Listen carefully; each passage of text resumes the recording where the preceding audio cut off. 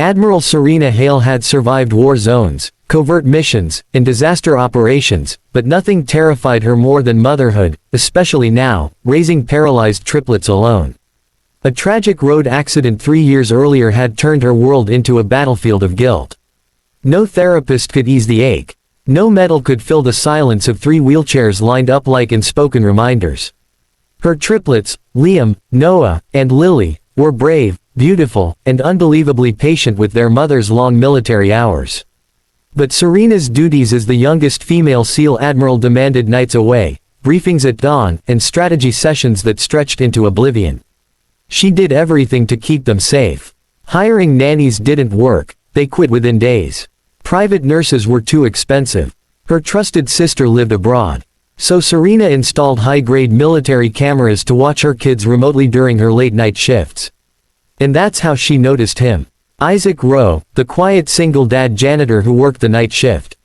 He swept floors with his cap low, eyes tired, back stiff from exhaustion. People ignored him. Some officers didn't even remember his name. But Serena, something about him always felt familiar, like a ghost from a life she couldn't identify. One morning, while checking the cameras, Serena saw something odd. Her triplets kept smiling at someone off-screen. Someone who wasn't supposed to be in their room. She rewound the footage and froze. There he was, Isaac, the janitor, standing beside her children's beds. At 2:17 a.m. When he should have been on the opposite side of the building. Her heartbeat hammered. She leaned in, expecting the worst. Instead, what she saw made her breath catch. Isaac knelt beside Liam's wheelchair, gently repositioning the boy's legs so they wouldn't swell overnight. He adjusted Lily's blanket because her fingers trembled from the cold.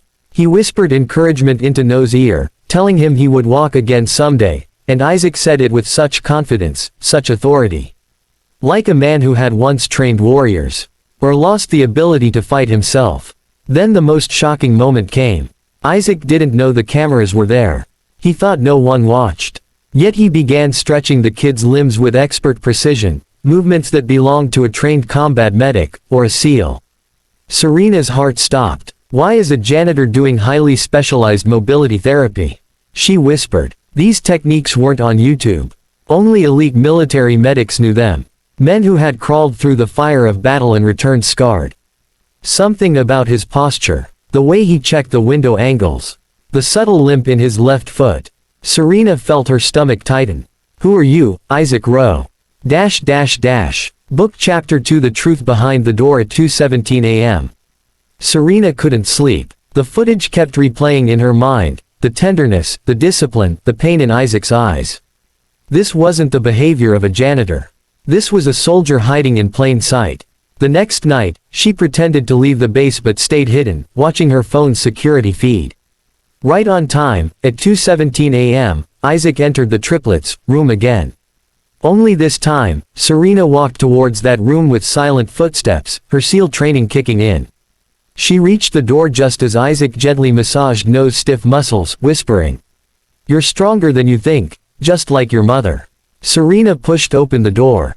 Isaac froze. Their eyes met, and Serena felt it. A recognition, a painful familiarity, like two soldiers meeting on a battlefield after years of believing the other had died. "Admiral Hale," Isaac said quietly. "I can explain." "Start talking," she said, her voice firm yet trembling. Isaac removed his cap. A long scar ran from his temple down to his jaw. One she had seen before.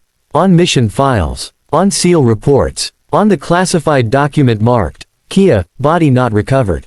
Serena inhaled sharply. "You're Lieutenant Commander Isaac Rowe. SEAL Team 9. You were declared dead." Isaac nodded. "I should have been. But surviving isn't the same as living." He revealed the truth. He had once been Serena's superior officer, her mentor, her silent protector during missions.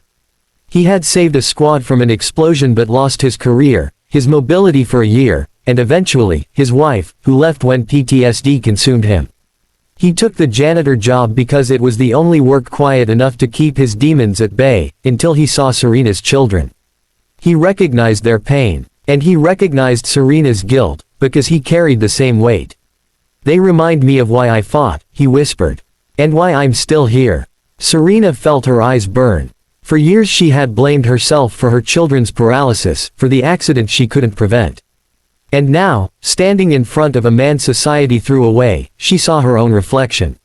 Isaac wasn't a danger. He was a healer. A broken soldier trying to fix broken children. "Why didn't you tell me?" she asked. "Because people don't trust ghosts," he replied softly. Serena slowly walked toward him, her voice gentler than it had been in years. "You're not a ghost, Isaac. You're the man who just gave my children hope." The triplets, half awake, reached for him. Isaac looked overwhelmed, unsure whether he had the right to belong to anyone anymore. Serena placed her hand over his. "You belong here, with us." In that quiet room, at 2:17 a.m., 3 paralyzed children smiled. Not because they were healed, but because someone finally believed they could be.